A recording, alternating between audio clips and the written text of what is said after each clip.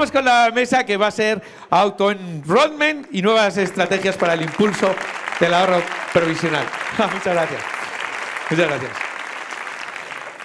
Y lo componen 5 personas que estaba hablando con Esther y le digo, jo, Esther, vaya cargo, tengo que leer todo esto. Y me dice, esto es un resumen solo de su currículum que me lo he currado mucho. Bueno, va a estar con nosotros José Antonio Erce, que es presidente del Instituto BBVA de Pensiones y socio fundador de LORIS, Longevity and Retirement Income Solutions. O sea, si no era bastante con lo otro, digo, voy a meter ahí 2 de inglés que se van a flipar, ¿sabes?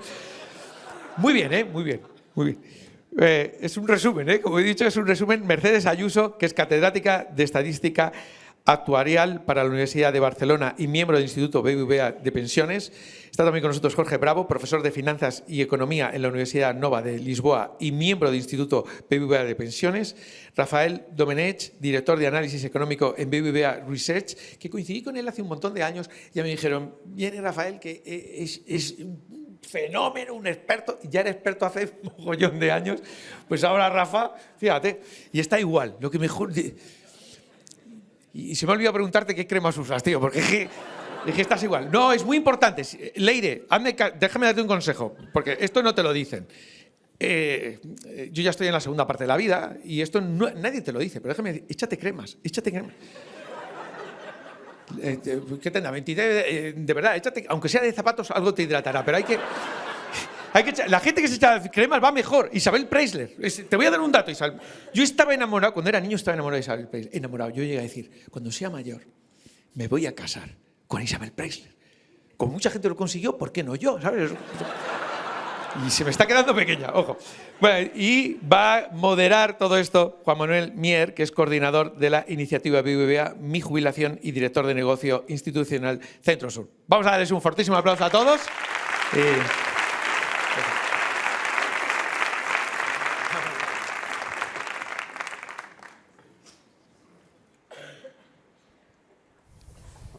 A nosotros nos has dado los aplausos estos. Sí, A ti. Ahí sí.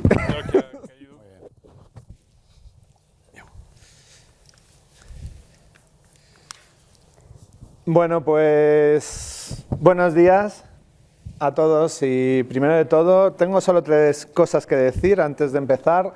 La primera es, nuevamente, muchas gracias a todos los miembros del Instituto BBVA de Pensiones.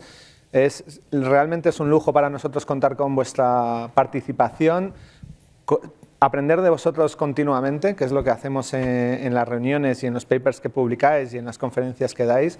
Y lo primero de todo es daros las gracias porque para mí personalmente ha sido un enriquecimiento personal de conocimientos. La segunda cuestión es que me lo ha dicho un sabio compañero mío, que es Joaquín, que me lo ha dicho nada más antes de entrar y me he quedado grabado, y es que el moderador cuanto menos habla, mejor. Con lo cual, tiene toda la razón. Yo aquí lo único que vengo es a haceros unas preguntas lo más sencillas posibles, pero muy difíciles de explicar y sobre todo de que sean divulgativas, ¿no? Y eso es lo que sois unos maestros en eso, con lo cual yo creo que lo importante es escuchar a vosotros, ¿no? Y la tercera cosa, que voy aprendiendo según va pasando las horas, es que el segundo consejo que me han dado ha sido José Antonio, que siempre lleva esto, que son unas tarjetas. No tenemos bar aquí, pero sí tenemos una tarjeta roja, amarilla y verde, que es para, no vamos a expulsar a ninguno de los invitados, pero sí que si alguno se pasa de tiempo, pues saco roja, vamos, del copón.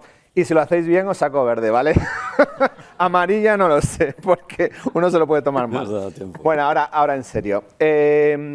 No, lo que nos gustaría un poco en este panel es, por un lado, asentar un poco la situación actual de la previsión social en España y también comparado con otros países cercanos, europeos o a nivel global.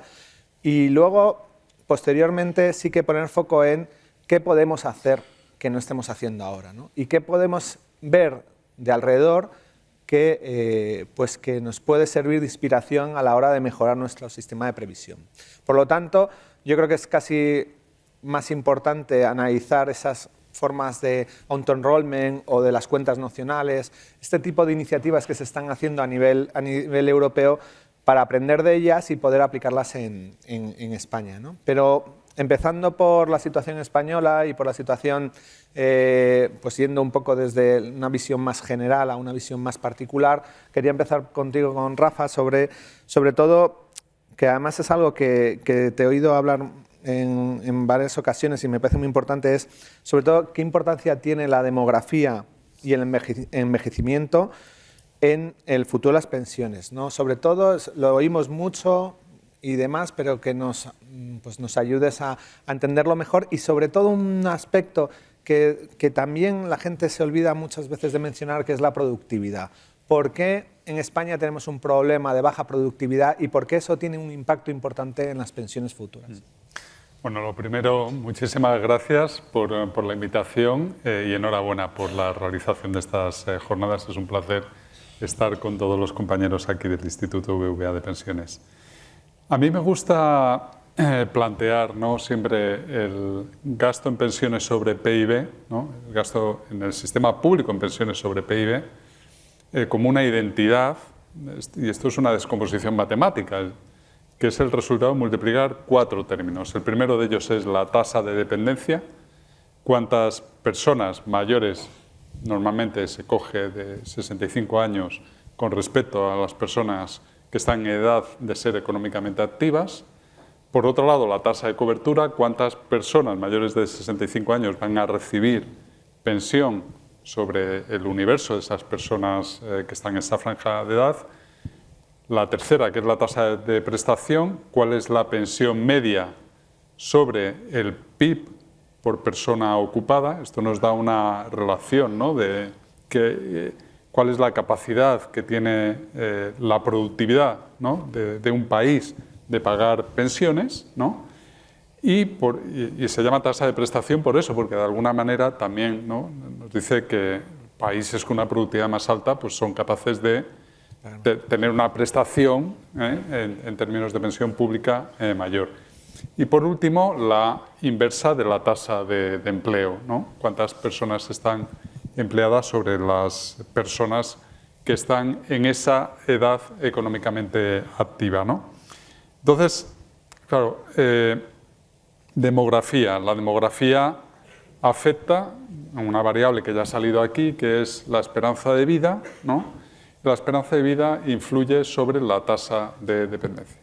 Si mantenemos constante la edad de jubilación, o esa referencia de la edad de jubilación, por ejemplo, personas mayores de 65 años, ¿no?, o de 67, da igual, podemos proyectar, ¿no?, con esa previsión demográfica cuántas personas van a ir accediendo a esa franja de más de 65 años, que esto se ve afectado por la jubilación del baby boom y luego también por el aumento de la esperanza de vida. La esperanza de vida en España lleva décadas que lleva aumentando, y esto es una excelente noticia, ya se ha dicho antes, a razón de unos 15-16 meses por década, ¿vale? Esto es más de un 10%, ¿eh? Si lo trasladáis a un día, ¿no?, estos son más de 2 horas cada día de aumento de esperanza de vida. Cada 3 años la Comisión Europea publica un informe que se llama el informe de envejecimiento. El último salió el año pasado y lo que se muestra es que en muchos países europeos, en la mayoría, prácticamente la tasa de dependencia de aquí al 2070 se va a duplicar, ¿vale? ¿Qué impacto tiene esto en esa descomposición que se ha hecho, manteniendo todos los demás, los 3 restantes elementos constantes? ¿Qué es lo que hace la Comisión Europea?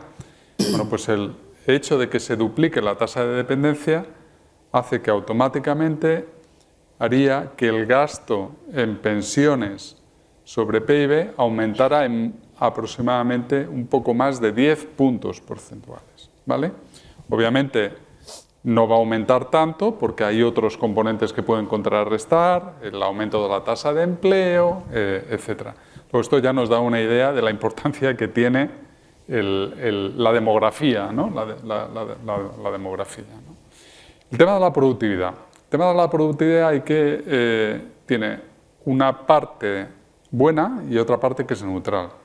La parte que es neutral se entiende fácilmente en la medida que en un sistema contributivo, si aumenta la productividad, aumentan los salarios, pues a futuro aumentarán también las pensiones. Luego, por un lado, ¿no?, el aumento de productividad es neutral, ¿no?, porque no aumentará también las pensiones.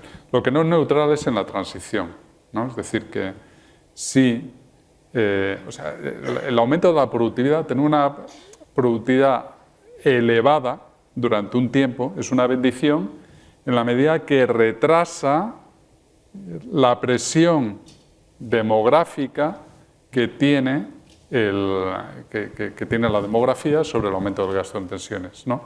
Entonces, ¿qué es lo que ocurre en España? En España el problema es que llevamos varias décadas en el que la productividad aumenta por debajo, no llega al 1%. De hecho, en el último ciclo, por ejemplo, los últimos 5 años, de 2019 a 2025, nuestra productividad, el PIB por persona ocupada, es el mismo. De hecho, es 2-3 décimas inferior al que teníamos en 2019. ¿Vale? Es decir, que hemos crecido de una manera muy extensiva sobre la base de empleo, de más personas ocupadas. El número de personas ocupadas ha crecido 2-3 décimas más que lo que es el PIB. En ese sentido, no hemos ganado ahí, por así decirlo, tiempo para aplanar, ¿no?, esa presión que sobre el gasto ejerce la demografía, y por eso tenemos ahí un reto, ¿no? En ese sentido, ese es el impacto que tiene las dos variables que mencionabas, demografía y productividad, ¿no?, sobre el gasto en pensiones. Por eso es importante que esas variables, sobre todo la que más puedes, entre comillas, intervenir, que es en productividad, puedas hacer medidas para mejorar la productividad, ¿no?, que es un poco lo que es... Sí, también podemos incidir mucho en el tema del empleo, ¿no? Sí. Es decir, y eso yo lo tengo en alguna presentación que hemos utilizado en el Instituto BBVA de Pensiones, ¿no? Es decir, sí, que es una aspiración natural, por otro lado, ¿no? Es decir, que vivimos formamos parte de una unión política, económica y social, que es la Unión Europea, en la que hay otros países que tienen tasas de empleo que son 13 puntos superiores a la nuestra, ¿no? Si consiguiéramos en el plazo de un tiempo, eso no lo vamos a conseguir de un día para otro, pero en el plazo de un tiempo, acercarnos a esos países que están en la frontera en términos de tasa de empleo, eso también automáticamente nos daría un margen muy importante. Y no voy a sacar todavía tarjetas, no os preocupéis, luego en la segunda ya veré. José Antonio, y un poco aterrizando esta situación en España, ¿cómo ves, y esta es la pregunta de las que tengo la que más miedo me da, es cómo ves un poco la situación de las pensiones públicas en España en este momento, ¿no? Bueno, la Seguridad Social, buenos días a todos, gracias por haberme invitado de nuevo a esta jornada este año. La Seguridad Social española sigue pagando, afortunadamente, buenas pensiones todos los meses, pero en un marco de creciente insuficiencia financiera. Esto hay que destacarlo, no está cesando la contención de esa insuficiencia, ¿no? Actualmente, pues casi 50 de los 200 millardos que nos gastamos en el sistema de pensiones se financian con transferencias del Estado. Eso es una cuarta parte de todo el gasto. Esto no va a mejorar. El sistema no está quebrado, es absurdo hablar de esta manera y francamente no deberíamos hacer oídos a quien predica esa situación, pero esto se está pagando con deuda. Porque estamos hablando de un 3% del PIB aproximadamente, nuestro déficit es pues algo mayor y por lo tanto tenemos un problema que estamos trasladando, digamos, la pelota hacia futuro. Las reformas que se han hecho en el ciclo 2021-2023 no han mejorado la situación, todo lo contrario, la han agravado, porque han concedido aumentos de prestaciones que no se han correspondido con aumentos de los ingresos, que sí, los ingresos han aumentado, encareciendo el factor trabajo. encareciendo, y no van contra los márgenes de las empresas precisamente, que también, pero estas se resarcen de alguna manera, a través de un pass-through más débil, cada vez más débil, a los salarios medios y salarios altos, con lo cual no pueden comprar talento, no pueden contratar talento para sus cuadros ya intermedios, no digamos altos directivos. Y por lo tanto tenemos un problema muy serio ahí, estamos agudizando el coste del trabajo para no resolver en definitiva el problema de financiación de las pensiones. Y todo radica y lo voy a dejar en este punto por ahora, todo radica en que la Seguridad Social Española tiene una fórmula explosiva, una fórmula que te devuelve hoy por hoy aproximadamente 1,7 euros por cada euro cotizado. Y con el avance de la esperanza de vida eso no hace más que empeorar. Cuando la fórmula es así de explosiva, y es una fórmula horrible además, que yo creo que no la entienden ni los propios gestores del sistema, acérquense a los puntos de información del INS, se encontrarán con funcionarios extraordinarios, muy bien formados, que tienen buenas herramientas, pero no sabrán explicarles la fórmula de cálculo de las pensiones. A mí me cuesta trabajo explicársela en las BBCs, ¿no? Las bodas, bautizos y comuniones, ¿no? Pero es que el problema está en esa fórmula, y mientras eso subsista, esa explosividad de la fórmula de cálculo de las pensiones, que no es propia de España, muchos otros países la tienen, o peor incluso, pues ni aumentos en la productividad, Rafael, ni aumentos en la natalidad, ni aumentos en la inmigración, nada ayudará a contener el déficit, todo lo contrario, lo agravará. Yo focalizaría las acciones necesarias para estabilizar el sistema en un cambio radical solo de la fórmula, olvidémonos de parámetros, radicalismos, etc. La fórmula de cálculo de las pensiones. Wow. O sea, ahí lo dejo. Palabras mayores, ahora no lo vamos a hacer igual dentro de un rato, pero me parece bastante complicado con la situación política. Pero bueno, en esta jornada y en otras siempre estamos hablando de la necesidad de potenciar el segundo pilar, que comparado con nuestros pares en otros países, que tenemos que impulsarlo. Se han hecho medidas que se ha hablado en el anterior panel de la ley del año 2022. Pero, Merche, yo quería un poco que nos dieses tu visión sobre ese segundo pilar en España, cómo lo ves y qué idea se puede ver para futuro. A ver, muchas gracias en primer lugar también por la invitación y por la asistencia de todos ustedes. Yo diría que es una cuestión de diseño. Voy a empezar por aquí. Es decir, cuando nosotros analizamos los sistemas de pensiones en el Instituto BBVA, que tenemos, uno de nuestros objetivos es comparar entre países, porque es muy bueno aprender de lo que tienes alrededor. Entonces, el diseño de un sistema es fundamental. ¿A qué me refiero? Bueno, nosotros estamos hablando de un segundo pilar desde mi punto de vista, teniendo al lado un primer pilar que ha sufrido modificaciones, pero quizá no modificaciones suficientes a la hora de analizar un segundo pilar en el sentido que se tiene en cuenta en otros países. ¿Qué quiero decir? Nuestro primer pilar sigue siendo nuestro primer pilar, y también socialmente, es decir, las personas siguen asociando las pensiones al primer pilar con las modificaciones paramétricas que se han tenido en cuenta. No nos olvidemos en tasas de cotización, no nos olvidemos en edad de jubilación. Las personas ya piensan en esto también, ¿saben? Y es el discurso social ahora mismo. Vamos a tener que trabajar más tiempo. Claro, cuando al lado ponemos un segundo pilar que se define como complementario, tenemos que saber qué quiere decir segundo pilar en este contexto. A mí me han gustado mucho las intervenciones anteriores, quizás señalo mucho a Belén en este caso, porque en realidad estamos hablando de un sistema de ahorro. Es decir, lo que queremos diseñar, si no tocamos primer pilar de manera más seria en el sentido de hacer una reforma mucho más potente, incorporando lo que es sistema ocupacional dentro de primer pilar, si esto no lo hacemos, el segundo pilar tiene una visión, desde mi punto de vista, fundamentalmente de complemento en ahorro. Por tanto, tenemos que centrarnos en el diseño de un sistema que ayude a la persona a complementar ahorro. Y esto es bueno, independientemente de donde nos situemos. Si yo me voy al trabajador y le digo, oye, yo te voy a ayudar a hacer un sistema de ahorro para tu jubilación, probablemente lo entienda de mejor manera que si le digo, vas a tener que cotizar adicionalmente a lo que ya cotizas, además vas a tener que trabajar más tiempo. O sea, busquemos un poco también la fórmula, ¿no?, de llegar a lograr dos objetivos que yo creo que, desde mi punto de vista, son el pilar de este segundo pilar, que son, en primer lugar, la inercia. Es decir, si conseguimos que las personas acudan al diseño, estamos ganando mucho, porque vamos a conseguir el segundo objetivo, que son las economías de escala. Es decir, en este tipo de diseños donde nosotros lo que buscamos es complementar ahorro a largo plazo, es muy bueno, y quizá lo estoy diciendo en el foro ideal, porque en un banco o en una entidad aseguradora lo tienen muy claro, ¿no?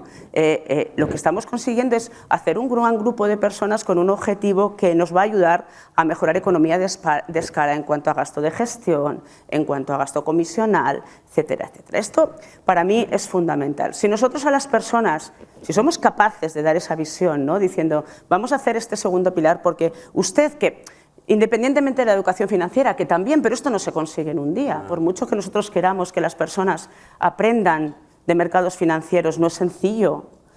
Si nosotros conseguimos generar esta confianza, ¿y cómo se genera esta confianza en un grupo? Yo creo que hay que buscar la racionalidad. Tú cuando te crees una cosa, cuando la ves factible, cuando ves unos resultados, ¿no? Cuando pensamos en las generaciones, para una persona joven, que seguimos diciendo desde el Instituto BBVA, lo decimos alto y claro, los jóvenes, por favor, los jóvenes que también se metan en este discurso. Cuando una persona que está acostumbrada a ver una app, porque estas personas viven con apps, y entra en su banco y de repente ve que aquello que había aportado tiene un retorno de manera inmediata, van a creer mucho más en el sistema. Por lo tanto, importante desde mi punto de vista, ver este segundo pilar como una manera de hacer un gran grupo donde seamos capaces de vincular la decisión del empresario, la decisión del trabajador, la vinculación con productividad. Al final pues estamos hablando de algo que está ligado a tejido empresarial y que puede derivar en política pública, porque al final todo esto bien gestionado puede derivar en una política pública que haga una conexión en inversiones. Importante la innovación, y por eso me refería también al panel anterior, la innovación a la hora de diseñar productos. Mirenchu nos decía, ¿no? Oye, pensemos también en los seguros, ¿por qué no? Es decir, si somos capaces de hacer un diseño donde tú ya sabes que vas a tener un garantizado de una manera u otra, pues quizá das una cierta tranquilidad, porque puedes cubrir riesgos, porque puedes cubrir un riesgo de longevidad, porque hay productos aseguradores que van directamente. Vivienda. Pues también estoy de acuerdo, y lo digo alto y claro, ¿no? La vivienda es algo que estamos muy acostumbrados en nuestro país, porque tener un piso es como, bueno, pues lo que ha sido siempre, ¿no? Yo ya tengo un piso para dejar en herencia, no nos olvidemos, porque al final la vinculación con herencias en este país es algo muy propio de culturas mediterráneas.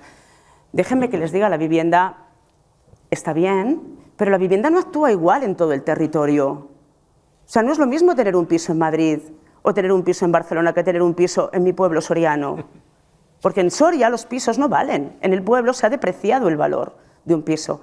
¿Cómo se puede hacer una política sin tener en cuenta a todos los ciudadanos? Quizás estoy haciendo aquí un poco de voz de zonas mucho más pequeñas, pero es que tiene todo el sentido del mundo. O sea, si nosotros vinculamos determinadas decisiones a un valor inmobiliario, tenemos que tener en cuenta todo el territorio. Por tanto, totalmente de acuerdo en buscar otras líneas de diseño, otros productos de inversión que lleguen igual al trabajador esté donde esté.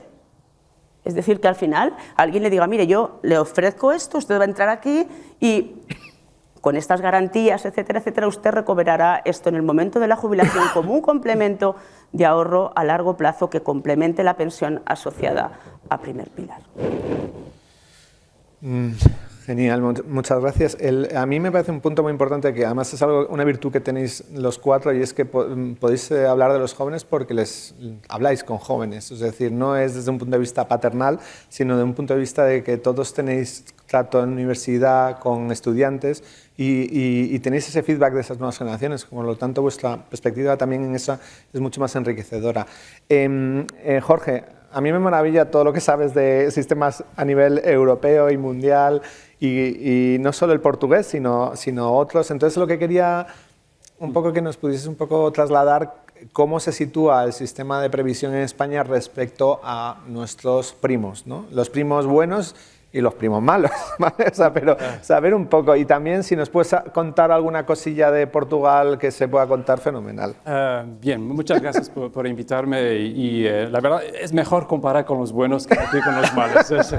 Intentaré hacerlo. La verdad es que ya se ha dicho aquí en muchas veces que el sistema español está demasiado concentrado en el pilar público.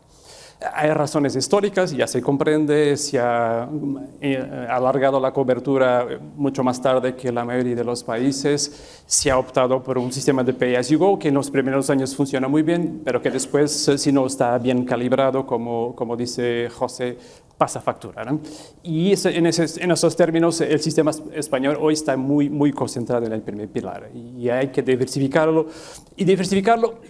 no solo por hacer, porque es un complemento, pero por una cuestión fundamental, que es, los riesgos que tiene un sistema de reparto son diferentes de los riesgos que tienen los sistemas de segundo y tercer pilar, un sistema fondeado. ¿Por qué? El sistema de reparto basa en demografía, se basa en crecimiento económico, en salarios, en productividad, en riesgo político. Y lo sabes bien aquí en España y lo sabemos también bien en Portugal.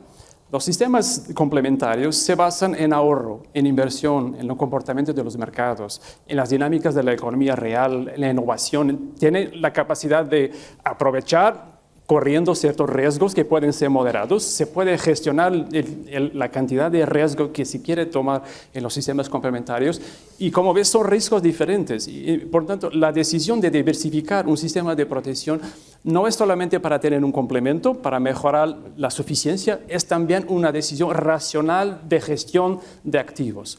Más, añado, si no tenemos sistemas complementarios, es difícil tener toda la sociedad con el compromiso con las pensiones. En el sistema público tenemos el gobierno, tenemos los trabajadores, indirectamente las empresas por la cotización obligatoria al sistema. Pero si tenéis sistemas complementarios, sea del segundo pilar, sea del tercer pilar individuales, estás comprometiendo a las empresas, estás comprometiendo al individuo. Y yo creo que la gente racionalmente no puede pensar que va a vivir una tercera parte de su vida sin ser responsable por lo que va a ocurrir en ese periodo. A mí no creo que sea racional. Si se le explica a la gente, tú aceptas vivir una tercera parte de tu vida sin tener un papel activo en lo que va a ocurrir en términos de la suficiencia, llamaría a decir que no. Y las empresas también. Yo creo que las empresas quieren progredir a un mayor compromiso, a una mayor responsabilidad con sus trabajadores. No solamente mientras son trabajadores, pero después, cuando pasen a la situación de jubilados. Y por eso la decisión de tener un mejor balance entre los tres pilares es una decisión económica, es una decisión de equilibrio social y es también una decisión de equilibrio entre generaciones. No hemos discutido mucho este tema aquí, pero es una decisión de equilibrio entre generaciones. Lo que está pasando con la cobertura de los déficits con deuda es trasladar a las generaciones y no se puede diseñar un sistema de protección social, sea público, sea privado, que no garante a las generaciones, todas las generaciones, las mismas oportunidades de ser felices, de lo hacer bien. Y eso no es, yo creo, que una forma de hacerlo. En términos internacionales, España cumple bien en términos de generosidad, quizás incluso por encima de la media, y ha pasado bien por las crisis recientes de la COVID, de la inflación, pero está pasando factura. Esto se está financiando con base en transferencias fiscales y yo creo que no será sostenible a largo plazo, tendrá que cambiarse. Hay modelos de diseño mucho más interesantes, comprometidos, que no implican quiebros repentinos en el sistema de reparto en cuentas nacionales que se ha implementado ya en una cantidad de países, o el sistema de puntos, si es bien diseñado, puede ser también una opción. Y no son sistemas que implican quiebros en este contrato entre generaciones. Se puede hacer una transición suave, sin haber rupturas, asegurando los derechos que vienen del pasado, garantizando los derechos hacia el futuro. Yo creo que hay que discutirles de forma racional. Yo sé que en muchos casos, aquí en España como en Portugal, hay una discusión que va mucho más allá de la racionalidad. Se basa en premisas políticas, premisas ideológicas, pero eso al final no trata de solucionar el problema. Yo creo que hay buenas experiencias tanto en el diseño del primer pilar, del segundo pilar, hablamos también del auto-enrollment en unos minutos. Hay que aprender con los mejores, no hay que inventar nada de nuevo. Y la ventaja que España tiene y Portugal tienen en hacer las reformas ahora es que pueden aprender con lo que han hecho bien, pero también con los errores, porque muchos países han hecho muchos errores en reformar sus sistemas. Justamente hilando con esto y hilando con políticas que se están haciendo en otros países, queríamos hablar del auto-enrollment. En realidad era el foco de esta mesa. Sí que queríamos una primera intervención más general, pero sí que queríamos hablar del auto-enrollment. Entonces, lo primero que quería es que José Antonio explicase sobre todo a toda la audiencia, porque habrá muchos que lo sabrán y sabrán un poco el concepto, pero a los que les pilla de nuevas, ¿qué es? ¿Por qué tiene esa importancia? ¿No? ¿En qué consiste este auto-enrollment? Bueno, esto es un foro de iniciados, ¿no? Quizá a los más jóvenes le has puesto un poco a la mañana, entonces a lo mejor te viene bien, espero, algo de lo que voy a decir. El autoenrollment se podría traducir no literalmente por la adscripción por defecto.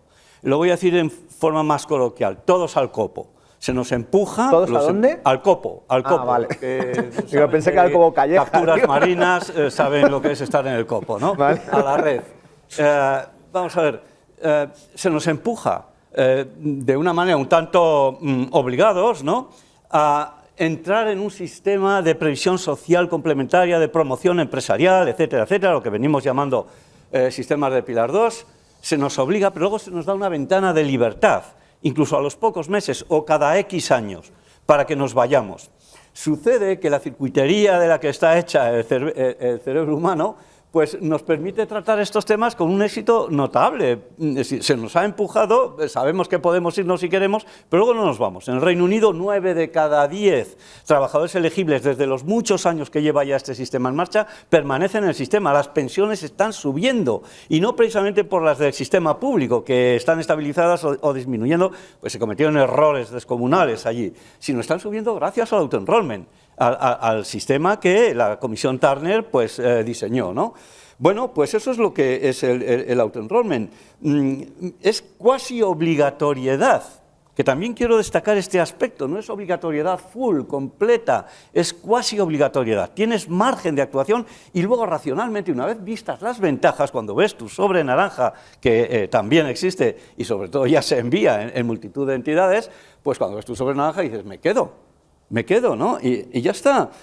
Es verdad que aquí hay mucho de buena voluntad, de conductualismo, pero bueno, es lo que funciona y se está demostrando, ¿no? Y luego además te da el dividendo de la opción. Tú sabes que puedes elegir irte y eso ya lo valoras.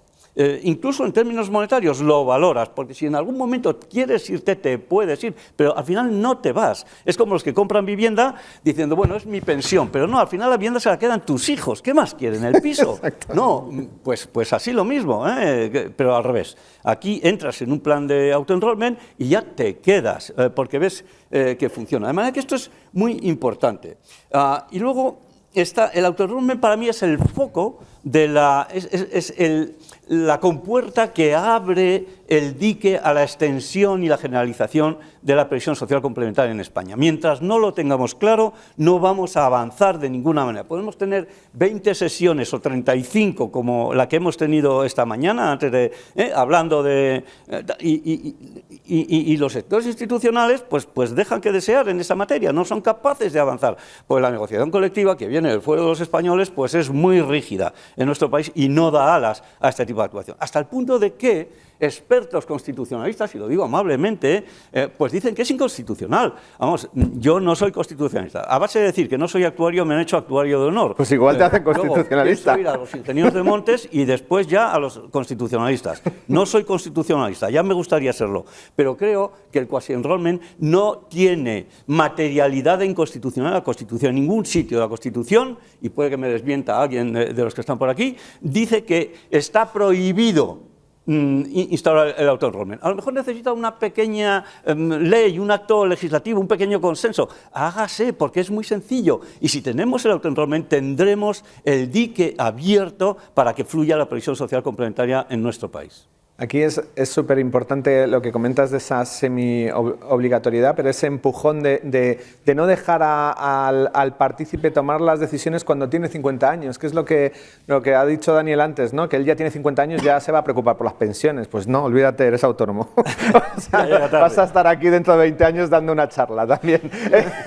Pero en cambio los jóvenes que no tienen esa preocupación, si tú lo haces semi-obligatorio y ya lo tiene por defecto, pues ya no es algo que tengan que pensar, ¿no? Y eso la Behavioral Economics lo ha estudiado mucho.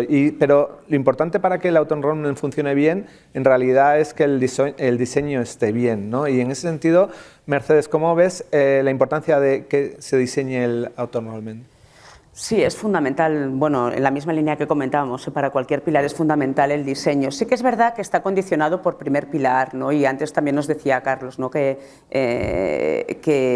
claro, hablar de auto-enrollment en UK no es lo mismo que hablar de auto-enrollment aquí, porque el primer pilar no es el primer pilar de aquí, y esto no se puede olvidar, yo estoy totalmente de acuerdo.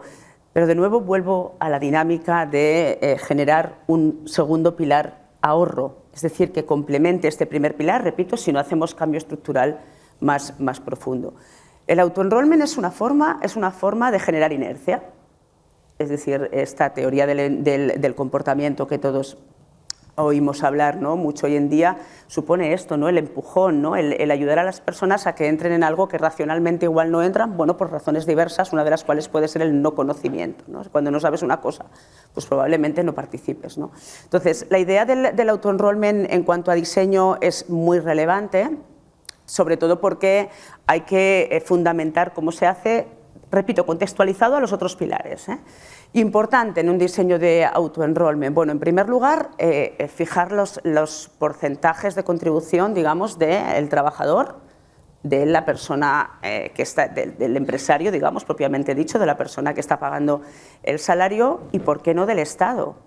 Es decir, entramos en lo que se conocen los sistemas de matching, que es cómo se diseña en el sentido de cómo participa cada una de las partes. Bueno, tenemos ahora Irlanda, ¿no? Que quizás es el ejemplo de referencia, que en principio el 1 de enero del 2026 va a entrar en práctica, donde está fijando un porcentaje, no voy a entrar en el 3, o sea, lo que tiene que ver es un porcentaje del trabajador, un porcentaje de la persona que paga salario, un porcentaje del Estado, jugando los tres, normalmente con el Estado con un porcentaje más bajos, estos porcentajes pueden ser iguales, es decir, hay diseños diferentes en función del país donde nos situemos. Estos sistemas están funcionando ya en diferentes países, UK, quizá Países Bajos es otro de los países de referencia, Alemania también se pone como referencia, Suecia también se pone como referencia, es decir, esto no es nada nuevo aquí, ¿no?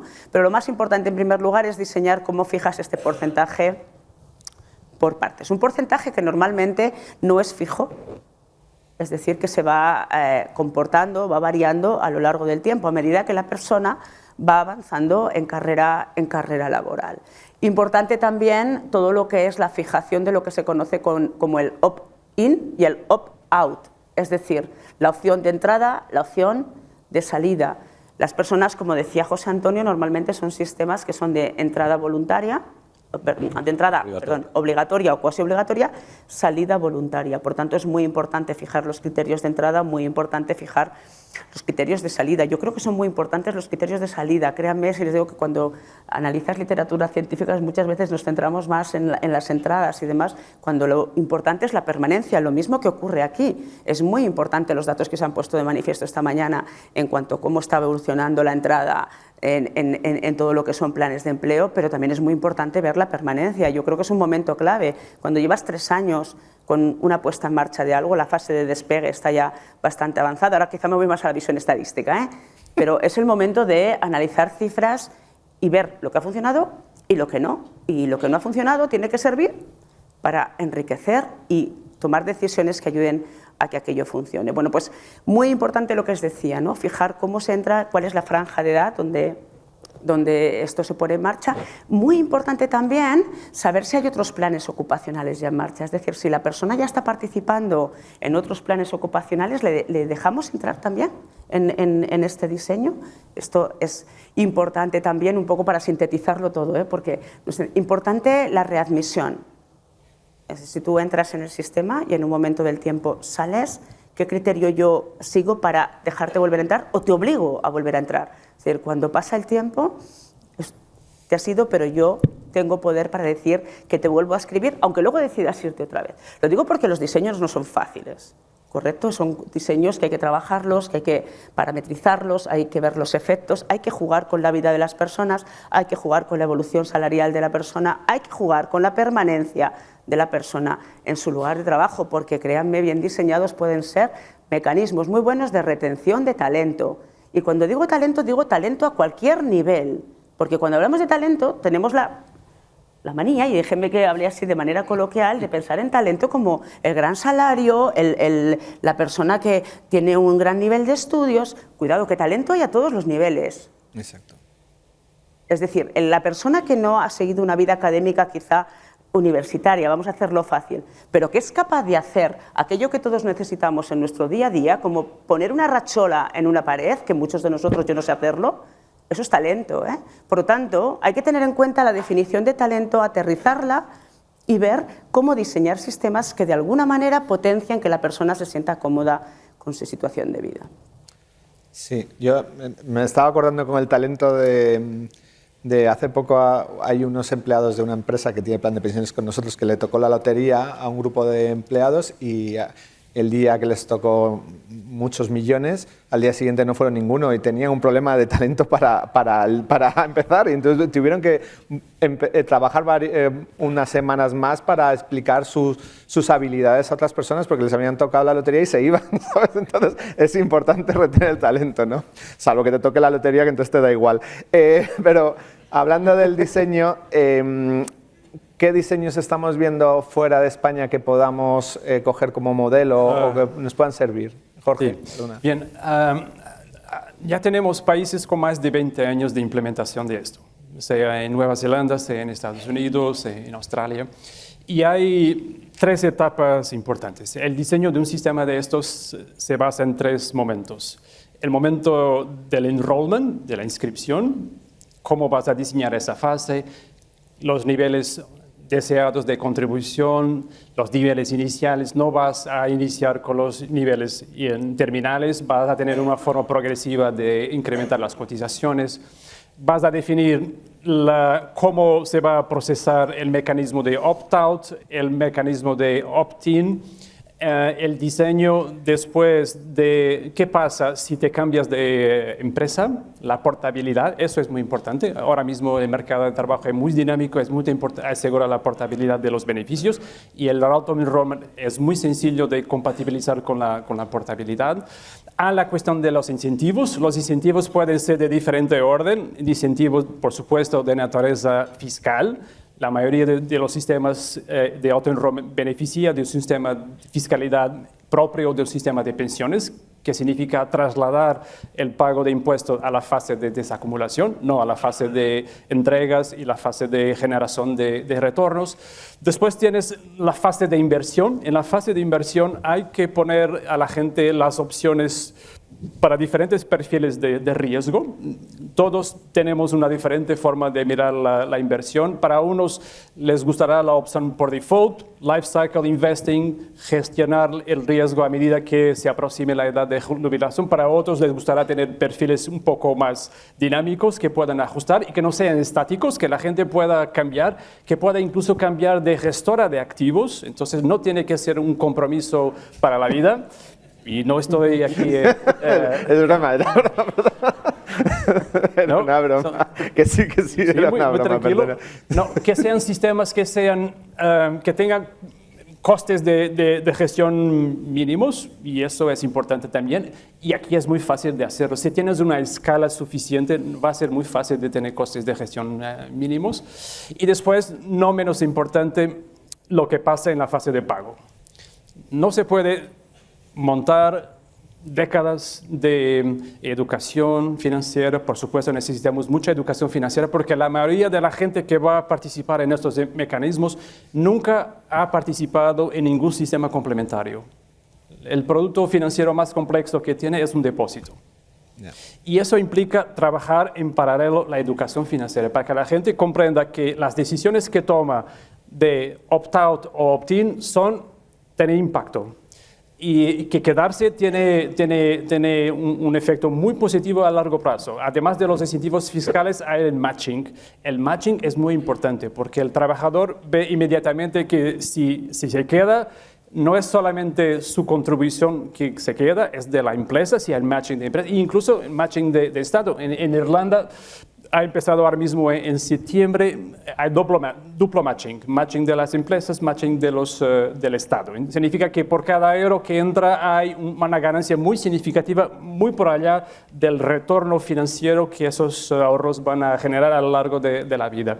Después, hablaba de la fase de pago. Es muy importante diseñar muy bien la fase de pago porque no es imaginable que pasemos 20, 30, 40 años construyendo un patrimonio para el día siguiente a jubilarse, sacar ese dinero y gastarlo de una forma que no sea condicente con el objetivo. Ese ahorro, el incentivo fiscal que se ha dado, la contribución de las empresas, la contribución del individuo, tienen un propósito y el propósito es garantizar una renta, una suficiente mejor durante esa fase de vida hasta el final de vida y no son en los primeros 2 o 3 años después de jubilarse, es hasta el final de vida y por tanto es muy importante que cuando se diseñe ese sistema de auto-enrollment se piense muy bien en la fase de pago porque hasta ahora es la fase donde se ha dedicado menos atención. Sí, y además hay 2 aspectos que has comentado que creo que son muy interesantes. Uno, la educación financiera no es solo dar clases, sino que los individuos conozcan el vehículo, con lo cual ese auto-enrollment puede ser muy útil para que la gente lo conozca, ¿no? pueda vivir con él. Y el segundo punto que comentas es que no entiendo muy bien por qué se ha potenciado, por ejemplo en España se potenció más el sacar de los planes de pensiones en forma de capital respecto a renta, algo que nunca he llegado a entender.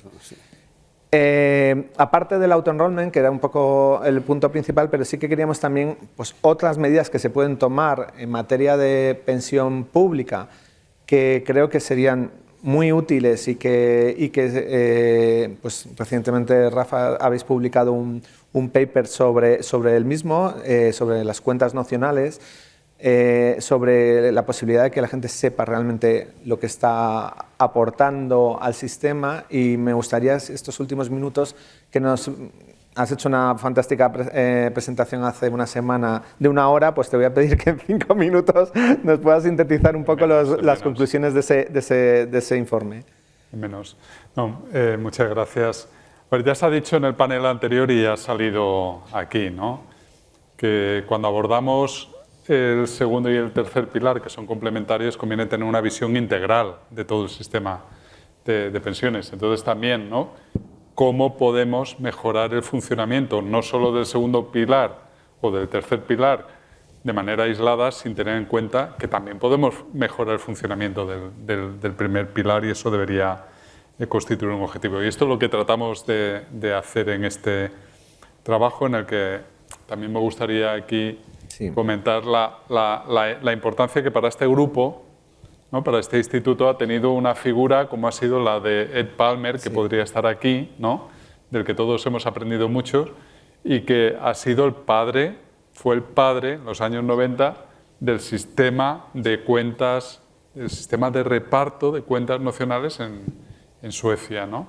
Entonces, también lo decía Jorge, ¿no? ¿Qué podemos aprender de las mejores prácticas de lo que están haciendo o de lo que hayan hecho países como Suecia, como Letonia, como Polonia, como Italia? Es decir, que aquí tenemos países que tienen o más renta per cápita que nosotros o menos, que están en el norte, que están en el sur. Es decir, que esto no hay ningún impedimento para que nosotros pudiéramos hacer algo parecido. ¿En qué consisten las cuentas nocionales? Las cuentas nocionales parten de algo que ya ha comentado José Antonio, ¿no? Y es que ahora mismo el cálculo de la pensión inicial es suficientemente complejo y además genera lo que se conoce como un desequilibrio actuarial. Es tan complejo que la mayor parte de las personas que se jubilan no conocen esto, no conocen que van a recibir del sistema público de pensiones del primer pilar mucho más de lo que han aportado en términos de valor presente. De hecho, también aquí, cito a otra persona que tuvimos la suerte de tener con nosotros, ¿no? Elisa Chulia hizo una encuesta para este instituto en la que el 75% de los pensionistas en aquella encuesta pensaban que iban a recibir menos de lo que han aportado a lo largo de toda su vida, ¿vale? Es decir, que el sistema era injusto, el 75%, ni siquiera ponemos en valor lo que tenemos cuando es justo lo contrario. Entonces, a ver, el sistema de cuentas nocionales es parte de un principio de lógica actuarial, ¿no? Que es algo tan sencillo como coger el valor presente de toda la cotización a lo largo de la carrera laboral de una persona y en el momento en el que esa persona decide jubilarse, dividir ese capital acumulado por un factor actuarial que depende básicamente de dos cosas. La más importante es la expectativa que tienes, ¿no?, de vida en el momento de la jubilación hacia adelante. También depende del tipo de factor de descuento que necesitamos utilizar para atraer rentas del futuro al presente, ¿no? Aquí hay varias opciones. Lo aconsejable es que si para atraer rentas, cotizaciones del pasado al presente hemos utilizado el crecimiento del PIB, de la economía, pues con el futuro pues hagamos también lo mismo, ¿no? Entonces esto es lo que hacemos en ese trabajo. Entonces lo que vemos es que de entrada esto introduciría transparencia, mejoraría la información porque todas las personas irían recibiendo año a año información puntual de qué es lo que recibirían, cuál sería el capital acumulado. Por eso se llama virtual, porque no, en realidad tú no estás, el sistema es de reparto, tú no estás acumulando nada en una cuenta, ¿no?, que sea propiedad tuya, no es un capital que tengas acumulado ahí, sino que se va anotando ese capital en una cuenta virtual, nocional, individual, ¿no? Pero ya de entrada el sistema es transparente. En Suecia lo que aprendimos con Ed es que además de esa transparencia, esto generó mucha cohesión social porque la gente vio que esto era justo, que incorporaba equidad intergeneracional y equidad intrageneracional. Otra de las cosas que hemos estudiado en el Instituto de Pensiones es que personas que se jubilan en el mismo momento lo pueden hacer con pensiones muy diferentes, con un trato muy desigual, ¿no? Sencillamente por diferencias en cómo se ha distribuido su carrera laboral a lo largo de toda su vida, ¿no? Entonces hay personas que paradójicamente han podido cotizar más en momentos distintos del tiempo y recibir pensiones inferiores a otras, ¿no? Entonces introduce equidad contributiva, por supuesto, por principio, por construcción, ¿no? Introduce autosuficiencia, que eso es importante, ¿no? Y luego incentiva la eficiencia económica, incentiva la productividad, incentiva el empleo, ¿no? Es decir, los efectos secundarios son importantes. En el trabajo lo que hacemos es hacer simulaciones con la muestra continua de vidas laborales y vemos bajo determinados supuestos, ¿no?, de crecimiento económico futuro, ¿qué pasaría si el crecimiento en los próximos 20-25 años es el mismo que hemos tenido en los últimos 25 años, o es el que proyecta el informe de envejecimiento, etcétera. Simulamos cómo se podría hacer esa transición. En unos países se han hecho en 10 años, nosotros lo hacemos en 20, de manera que es sencillo, ¿no? El primer año, el 5% de esta transición, el 5% de tu pensión se calcula con el sistema nuevo y el 95% con el sistema antiguo. En el siguiente 10%, 90% y así al cabo de 20 años ya la pensión se calcula con el sistema nuevo y nada con el sistema antiguo. Y es una transición gradual.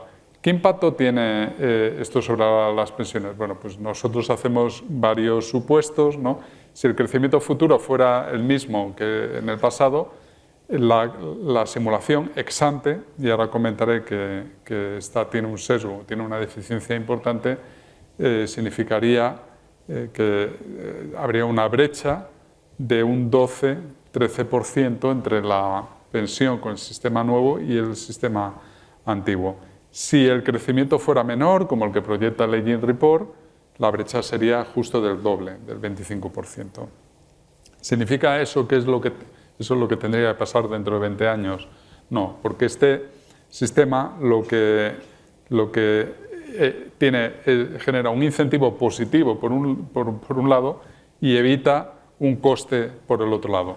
ya lo ha dicho José Antonio, el sistema actual tiene ya unas necesidades de financiación que además van a ir creciendo en el tiempo, ¿vale? Y eso, en términos de presión fiscal, tiene un coste de oportunidad muy grande. Precisamente, la próxima semana el Fondo Monetario Internacional va a publicar en lo que son sus reuniones de otoño un capítulo en el Fiscal Monitor que va de esto, de cómo la eficiencia en cómo gastamos el dinero público afecta al crecimiento económico, a la productividad y al empleo, ¿vale? Entonces, si el coste de oportunidad es muy elevado, el coste en términos de empleo, en términos de productividad, es también elevado.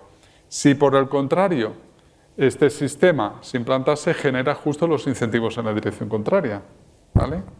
Porque las personas van viendo año a año la importancia que tiene, cómo los aumentos de productividad, cómo sus mejoras de capital humano, cómo el empleo, ¿no? El no tener lagunas de empleo, etcétera. Todo esto genera pensiones o un valor de capitalización mayor y pensiones mayores, ¿no? Y también no tendríamos que estar discutiendo cuestiones sobre qué incentivos damos a la demorada o qué castigo le damos a la anticipada, porque con una edad da igual ya, el equilibrio actuarial te garantiza que el capital que has acumulado es el que vas a utilizar para la fase de jubilación, con lo cual la persona que se jubila decide, ya sabe que si se jubila un año antes o un año después, su pensión va a ser matemáticamente aquella que garantiza ese equilibrio actuarial. Y ahí ya está el incentivo, no hay que jugar con nada, ¿no? En definitiva, yo creo que todos son ventajas y se pueden hacer, lo único que bueno, pues que hace falta mucho proceso de aprendizaje, ¿no? De cultura financiera, de pedagogía, de consenso social, ¿no? Para, como han hecho otros países, que podamos avanzar en esa dirección. Pues, oye, nos quedamos sin tiempo, la verdad es que me parece súper interesante y me quedaría mucho más, si queréis nos quedamos y no hay cóctel ni tal, pero creo que ya muchísimas gracias a los cuatro. Tarjeta roja. Voy a sacar tarjeta roja, no, porque soy muy bueno y tengo que veros. Ellos sí. Muchísimas gracias a los cuatro y gracias a todos por escucharme.